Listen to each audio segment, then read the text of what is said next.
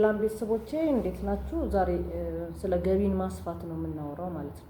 እንግዲህ ንግድ ላይ ዋናው የሚያስፈልገው ገቢ ያስፈልገናል። ገቢውን ብቻ ሳይሆን ገቢ መስፋትም አለበት ማለት ነው።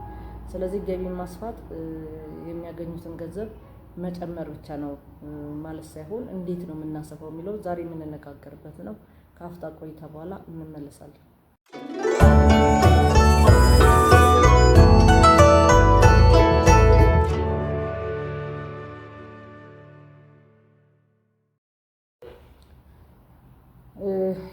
እንግዲህ ገቢን ማስፋት ምንድነው? ገቢን ማስፋት ማለት ያው ገንዘብን መጨመር ማለት ነው።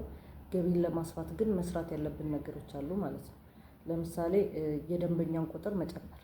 ለምሳሌ የደንበኛን ቁጥር እንዴት ነው የምንጨምረው?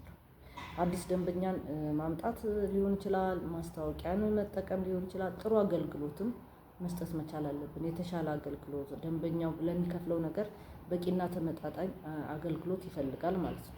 ሁለተኛ ደግሞ የምርትና አገልግሎታችንን ጥራት ማሻሻል፣ የበለጠ የተሻለ ሰዎች ወደኛ እንዲሳቡ ለማድረግ የምርትና አገልግሎታችንን ጥራት ማሻሻል አለብን። ጥራት ያለው እቃ ማምጣት፣ የደንበኛ ደግሞ ክብር መስጠት ለደንበኛ ማለት ነው። ሌላው የሽያጭ መጠንም መጨመር። ለምሳሌ የኛ አቅማችን አንድ ኪሎ ከሆነ ገንዘብ ፈልገን 2ም 3ም ኪሎ ማቅረብና ደንበኞች እንዲሰፉ ማድረግ ሌላው የሚያስፈልግ ነው ማለት ነው። እንደዚህ ዋጋችንንም መገምገም ያስፈልጋል። ዋጋችን ምናልባት አካባቢው ካለው ዋጋ በላይ ከሆነ ተመጣጣኝ እንግዲህ ከአካባቢው ዋጋ በላይ ዋጋውን ብቻ አይደለም ማየት ያለብን፣ አቅርቦታችንን ሰርቪሳችንን አንድ አይነት ነው ወይ የሚለውን ነገር ማየት መቻል አለብን። በሰርቪስ ከበለጥናቸው በዋጋ መጨመር ምንም እንትን ላይል ይችላል ማለት ነው። ስለዚህ እነዚህን ነገሮች አገልግሎት አሰጣጣችንንም ኮምፔር ልናደርግ ይገባል ማለት ነው። ማስታወቂያ መስራት፣ በማህበራዊ ሚዲያ በሰዎች እንዲያውቁት ንግድ ድርጅታችን እንዲሁም ማስተዋወቅም ገቢን የሚጨምር ነው።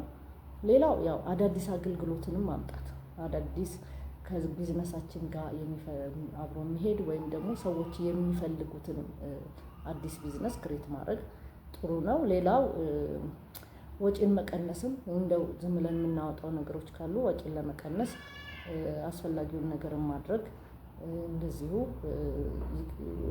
ገቢን ይጨምራል ማለት ነው። ቤተሰቦቼ አመሰግናለሁ። ለዛሬ ይህንን ይመስላል።